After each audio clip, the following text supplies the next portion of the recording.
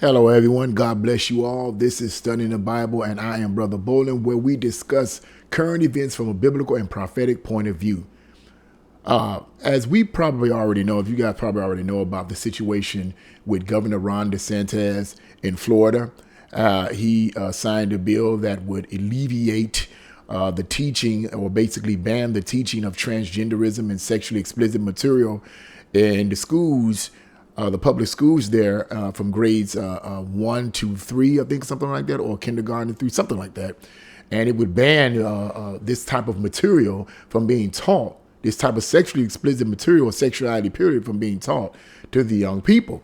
And of course, you know, there's been an extremely loud backlash from the far left. Liberals are just going crazy about this, because what you got to understand is that a vast majority of liberals and those on the far left are atheists or agnostics. So they don't even believe in God. They don't believe in the Bible. They reject the Bible. They reject a definite right or wrong. So when DeSantis did this, he basically was putting his foot down, saying, no, this is wrong. I'm going to put something in place that's going to alleviate this type of wrong behavior. And before I start reading bits and pieces of this article that I get, and we begin to analyze it, let me just point this out. Whenever you're trying to do something for God, the enemy is going to always try to come in and cause chaos. This is a spiritual war that we're involved in. Now, this doesn't mean that Ron DeSantis is a Christian, but what he's doing is a biblical concept. Because in the Old Testament, whenever a wicked king would take control and begin to lead the people, and that wicked king would set up false gods and pagan gods, and the people would follow those false gods and pagan gods, leading the nation of Israel, whether it was the southern kingdom of Judah or the northern kingdom of Israel, would lead them into sin and put them under the judgment of God. Well, the same principle is today. When you have the wrong people in leadership, regardless of their political party, when you have the wrong person in leadership and they push for policies that are purely ungodly, most people, well, I won't say most, but I see a significant amount of the people are going to follow that, putting themselves under the judgment of God. And that's what we are in America today. To some extent, we're under the judgment of God. So this situation in Florida is really getting out of hand. Now we have an individual who is basically, when I say getting out of hand, I'm not talking about the law that Governor Ron DeSantis signed. I'm not talking about that. I'm talking about the people that is getting upset over what he did, which is amazing. So let's go into this. Let's get into this article here on Breitbart News. We're going to analyze this from a biblical perspective. The title of the article is "Troll Demands Ron DeSantis Remove Bible from Florida Schools." Now, let me point something out first and foremost. This is an opinion piece. So the writer of this article is to some extent giving his opinion. And I usually don't like doing opinion pieces, but this is the only This is the only article that I could find dealing with this particular individual who wants the Bible to be removed from Florida schools. So it says, a 57-year-old left-wing troll is demanding Governor Ron DeSantis remove the Bible from the state's public schools. Said this desperate and childish ploy earned a big write-up courtesy of the welfare queens at NPR, a far-left conspiracy theorist outlet that spreads misinformation. I don't know if any of you ever heard of that. The article goes on to say, those who have been following events in Florida know that DeSantis has been aggressive in his leadership push to remove sexual and racial indoctrination from Florida's public schools. This includes textbooks that confuse math with critical race theory. And as in parentheses, which basically is a theory that tells white kids they are racist oppressors and black kids they have no chance at success. That's absolutely right. That's what critical race theory teaches. It does not teach black history. That's a lie. And books like Gender Queer, a memoir that includes graphic images of children performing sex acts, something we used to call child porn. In retaliation for doing the right thing and protecting children, see, it's a spiritual war we involved in. A Florida activist known for his tongue-in-cheek petitions to local government agencies has asked school districts in Florida to ban the Bible, which is interesting to me. Let me stop right here before I go any further with this. He asked school districts to ban the Bible? Really? Let's see what he has to say. I mean, what's it got to do? Why would you want the school districts to ban the Bible, bro? What's the deal here? I mean, what? Nobody mentioned the Bible. Ron Desantis is just simply saying we don't want this kind of material being taught to our children. I don't know if he mentioned the scripture or not, or the Bible or anything. I don't know if Ron Desantis has mentioned it in any speech. I don't know if he quoted any scripture, whatever the case may be. But here it clearly, you see how the devil is kicking up here? This guy comes out of nowhere and says, let's ban the Bibles. He makes a petition to ban the Bible. Really? Let's look at here. Stevens proceeds to question whether the Bible is age appropriate.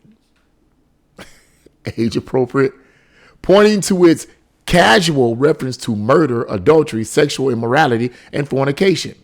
Do we really want to teach our youth about drunken orgies? These were his words. Now, let me say something about that. Before I even go any further, anyone that reads the Bible, whether it be the Old or New Testament, clearly knows that the Bible is not endorsing those actions. In the Old Testament, whenever the Bible mentioned anything about sexual immorality or adultery or murder, it was merely recording historically what was happening. The Ten Commandments and the law strictly forbids this type of thing. But throughout the pagan nations, they indulged in these things, and God specifically told the nation of Israel, under the leadership of Moses, these things were to be forbidden. Read the book of Exodus, Leviticus, and Deuteronomy, and Numbers, but particularly Leviticus and Deuteronomy, and you will know that's what God said specifically to the nation of Israel. So this particular individual shows his lack of knowledge and understanding of the Bible. See, anybody just can't open up the Bible and just start reading. See, it's interesting. It's interesting. So he goes on. So let's go further. He also took issue with the many Bible references to rape, bestiality, which we know is sex with animals, cannibalism, and infanticide. I can't pronounce that word. Please forgive me for that. I think that might have to do with abortion or something. I'm not perfectly sure on that. In the end, Jimmy and Susie are curious about any of the above. They can do what everyone else does, get a room at the Motel 6 and grab the Gideons, he wrote. In other words, he's mocking this situation, these incidents in the Bible. I mean, the references to rape, bestiality, cannibalism, and infanticide. He says, in the end, if Jimmy and Susie are curious about any of the above, they can do what everyone else does, get a room at the Motel 6 and grab the Gideons. Really? He wrote, this is this man's words. If any child read that, they would know right off the bat, if they read it within context, that the Bible is not endorsing that type of material. But it's okay to put transgender books in the schools. But let's read on. Let's go further here. Let's see what else he said.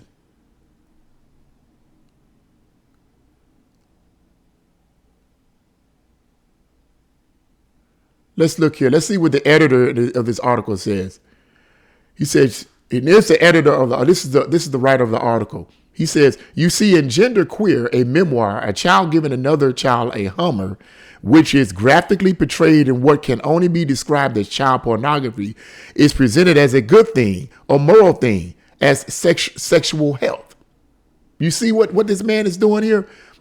Clearly, get rid of the Bible, which doesn't endorse any of those actions in either the Old or New Testament, but it's okay to put these kind of books in the school. Also, the article mentions too that the Bible is available in the library.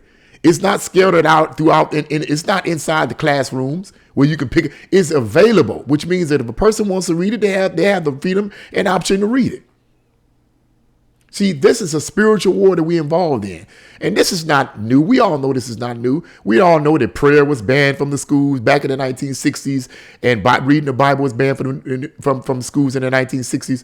But we're seeing an upsurge in this type of attack against Christianity. Any other book, it would be allowed in the library, would be allowed in the schools. Any other book would be allowed. But get rid of the Bible. See, you see what this is leading to? You see the destruction this is leading to? This is the time that we're living in. So I just want to read you guys that article. Clearly, this individual is spiritually blind. He lacks any understanding of the Bible. Clearly, he's trying to find fault in the Bible. And so he's twisting scripture and taking it out of context and all the rest. But anyone that is a Bible reader knows right off the bat, the Bible does not endorse any of that type of material. Old or New Testament. That's just an excuse to get rid of something that's basically opposing the demonic agenda that the far left is trying to push in these schools. But what do you guys think? I just wanted to bring that out there. What do you guys think? Leave your comments in the comment section below. If you like this video, press the like button, share this video, and subscribe. God bless you all, and see you again on Studying the Bible with Brother Bolin.